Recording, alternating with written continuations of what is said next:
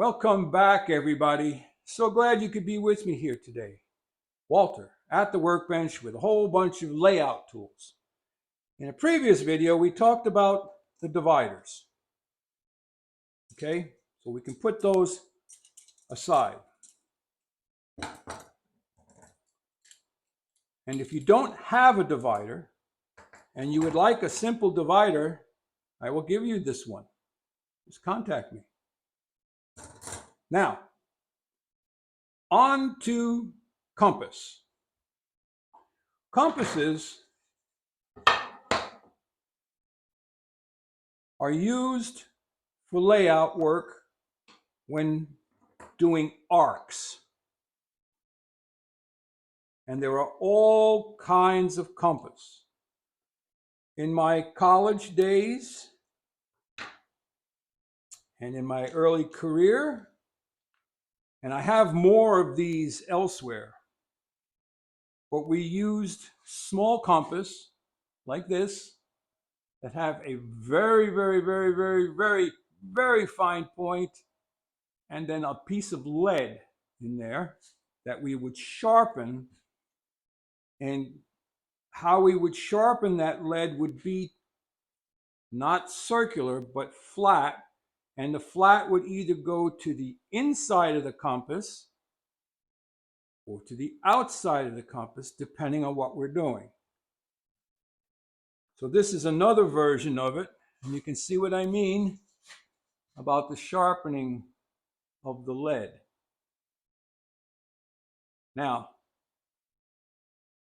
these heads were made interchangeable with this little doohickey, which is actually a pen.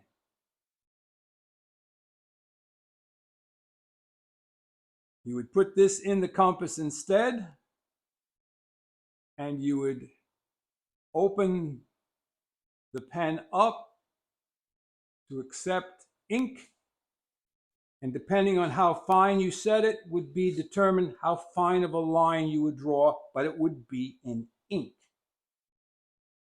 So this is a engineer's or architect's compass.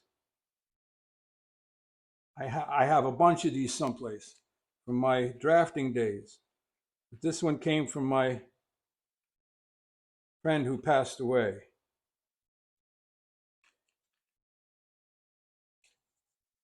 So those are architects or engineers or even draftsmen and even artists, graphic artists would be using those. And then there's the more simple version, and there's all kinds of designs, and they all have one benefit or another.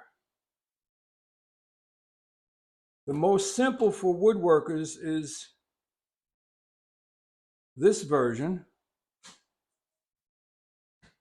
It is a receiver that receives a pencil, and then a screw that you turn and it holds the pencil in place. This is the simplest for us woodworkers. All right, and you can go down to, let's see, how far down can we go? We close it all the way. You might be able to draw a half-inch circle. But usually we're all looking at something a little bit bigger. So that's our typical carpenter's compass. This one is a little, I don't know, a little fancier. Does the same thing. They all do the same thing. They have a fine point and a receiver of some sort for the pencil. Now this one would be more of an engineer's, has an ultra fine tip, and that's how you would draw your circles.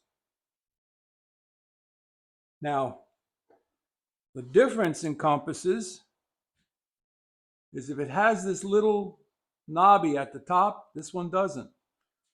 This is a woodworker's compass. And this is a draftsman or architect's compass because you would spin it around. Same with this one. This one, the pencil holder is a little different.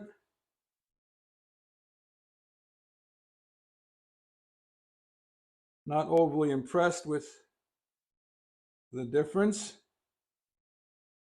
but it's a Koh-i-Noor. So this also came from a drafting supply company, Koh-i-Noor.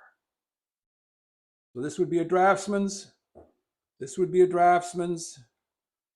We can use it in woodworking. It's just a little different. This is what we typically use, something like this. And then for really large ones, you got the big behemoth. Now you can see on this one that both tips are sharpened. So this can be used without the pencil.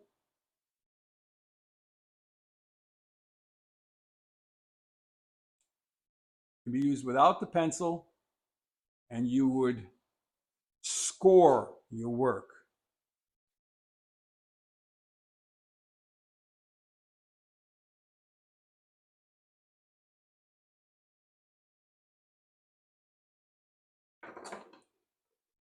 So in the last video, we talked about dividers.